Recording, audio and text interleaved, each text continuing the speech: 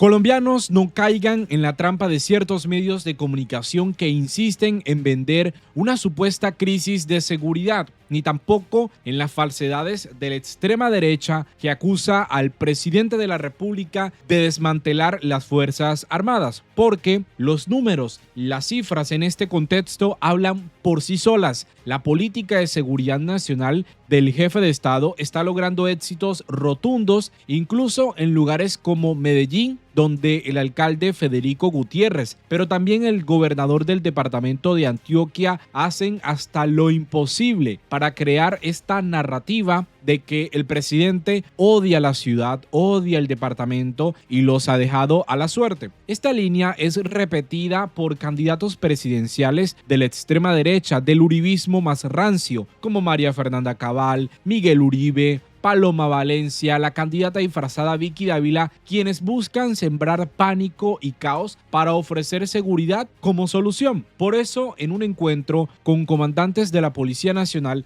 el presidente Petro expuso hechos contundentes que la prensa dominante poco se atreve a publicar, comparar o incluso analizar con estos invitados que constantemente están en estos grandes medios de comunicación vendiéndonos un pánico que de verdad no existe, porque hay éxitos rotundos en esta política de seguridad que se manifiesta en los datos que incluso presenta la propia Policía Nacional. Escuchemos.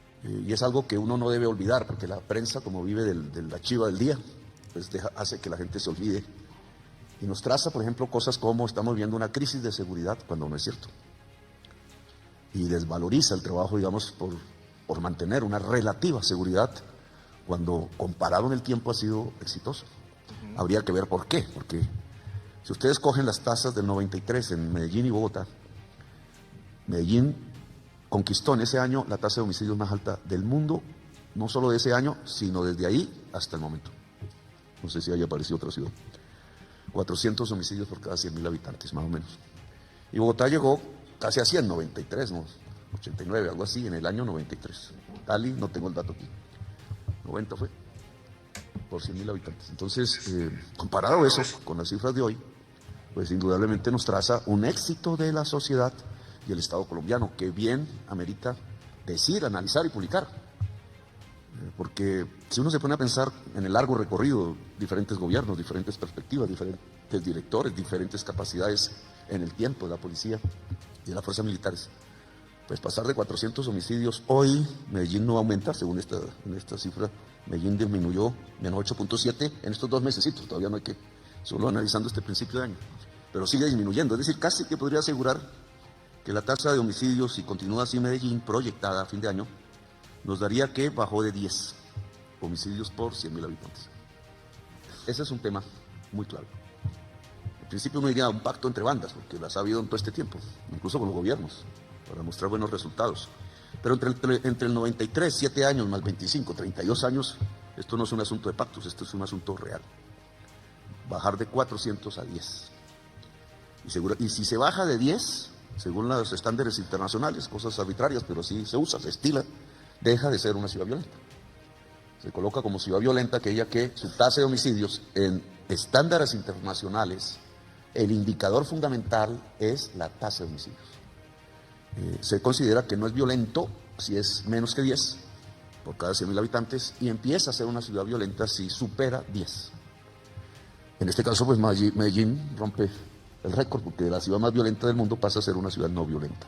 Ahora, amigos, estas cifras que el presidente Petro presenta directamente entregadas por la Policía Nacional también revelan una verdad que no se puede ignorar. Y el mandatario lo decía en este discurso. La violencia tiene soluciones concretas cuando se abordan desde su raíz. No es un problema complejo, sino geográficamente focalizado en el territorio nacional, distinta a las de gobiernos anteriores. Pone énfasis en la presencia activa en los territorios. Tomemos el caso del Catatumbo, por ejemplo, donde el gobierno mantiene una ofensiva decidida contra estas estructuras posguerrilleras que están dedicadas a las economías ilícitas que siembran terror. Por eso el presidente Petro lo deja claro.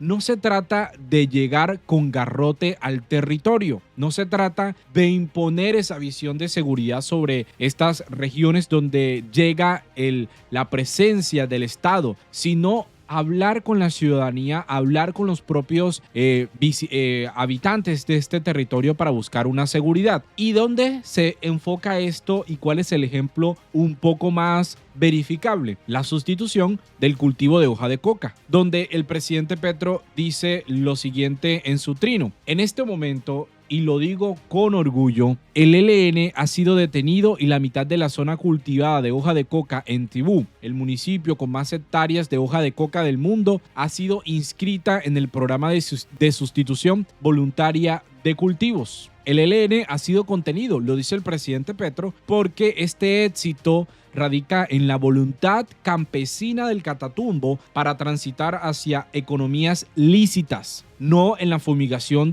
con glifosato que algunos defienden con argumentos bastante falsos y que habían dicho que este gobierno había ordenado esa medida utilizada por gobiernos de la extrema derecha para atemorizar al campesinado y dejarle efectos bastante nocivos para la salud. Si ese fuera el camino, entonces no estaríamos celebrando victorias ni construyendo confianza con el campesinado en el Catatumbo. Al contrario, estamos viendo que el gobierno ha logrado despertar en los campesinos un deseo verdadero de cambio, mostrando acciones concretas, y esto va amarrado con este decreto de conmoción interior que ha permitido financiar pagos por erradicación, apoyar cultivos agroindustriales, construir carreteras para comercializar productos y, por supuesto, garantizar seguridad y educación para los hijos de las familias campesinas. Sin embargo, los medios apenas se atreven a cubrir estos avances y entonces prefieren alimentar la narrativa de un enfrentamiento entre el gobierno y la Corte Constitucional, que está evaluando la legalidad de dicho decreto de conmoción interior. Por eso el presidente Petro lo dice con claridad en este trino que estamos viendo aquí. Si estos recursos desaparecen por titulares como estos, que piensan más en aislar al gobierno del Poder Judicial para que cese su iniciativa ejecutiva que por defender la soberanía nacional, que hoy está en grave riesgo, lo digo sin rodeos, pero sin el ánimo de amenaza, el ELN no podrá ser contenido. Y el mandatario dice, no se trata de estigmatizar, sino de una realidad militar evidente que ha sido bastante sustentada por las Fuerzas Armadas, el presidente Petro como comandante supremo de las fuerzas militares. Y entonces, a pesar de los obstáculos financieros creados por la oposición, el presidente Petro dice, desplegamos una ofensiva en medio de un aplazamiento de 12 billones del presupuesto nacional, provocado por la irresponsabilidad casi que antipatriótica de Efraín Cepeda y algunos parlamentarios de las comisiones económicas del Congreso de la República. En este trino lo señala el presidente Gustavo Petro. Entonces, no se trata entonces de solamente atacar las economías ilícitas con la bala, sino la presencia en el territorio. Y el mandatario lo subraya, y es quizás la parte más importante. No había otra manera de detener el asesinato de la población civil cometida por ELN que con recursos extraordinarios. No quiero ni pensar si estos desaparecen. Será como confesar la incapacidad, no del gobierno, que les ha mostrado dos victorias estratégicas, una en el Micay y otra en el Catatumbo, sino del propio Estado colombiano, porque llega el presidente Petro al gobierno y encuentra este problema de seguridad. Incluso hay ofensivas, hay resultados bastante importantes en este aspecto. Por ejemplo, miren lo que menciona el mandatario en este trino. En el terreno militar es quizás más importante la caída de los fusiles que la caída de los seres humanos. Miren este éxito de la Policía Nacional en Nariño, 11 fusiles incautados, porque en el marco del control territorial en unos ejes viales, la Policía Nacional logra la incautación de 11 fusiles y la captura de 2 personas. El armamento se encontraba oculto en un vehículo tipo camión y estaba acompañado de 449 cartuchos de munición y 51 proveedores.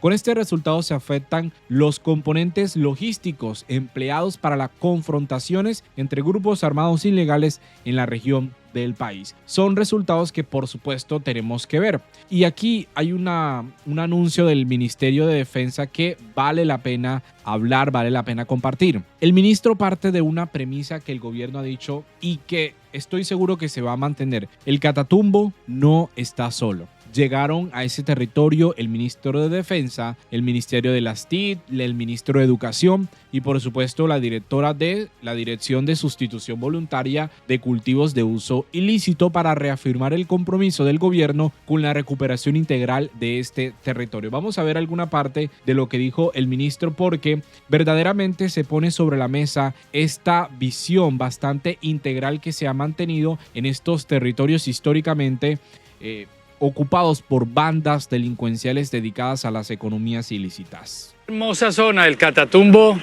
es imparable. Gracias al decreto de conmoción interior, aquí está la acción unificada del Estado transformando este territorio tanto social como económicamente.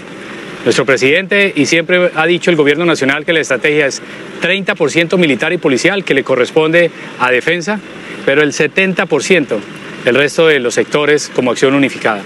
Nosotros mantendremos ese ímpetu para afectar la amenaza de tal manera que permita el ingreso de las demás ofertas de nuestro gobierno nacional. El presidente ha dicho que se tiene que cambiar la guerra por oportunidades y aquí estamos en cumplimiento de esa misión.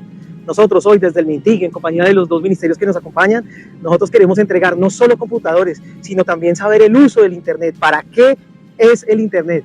Y eso lo hacemos siempre con educación digital. Por eso nos acompañamos aquí con el ministro de Educación. Sabemos que un estudiante más es un joven menos para la guerra.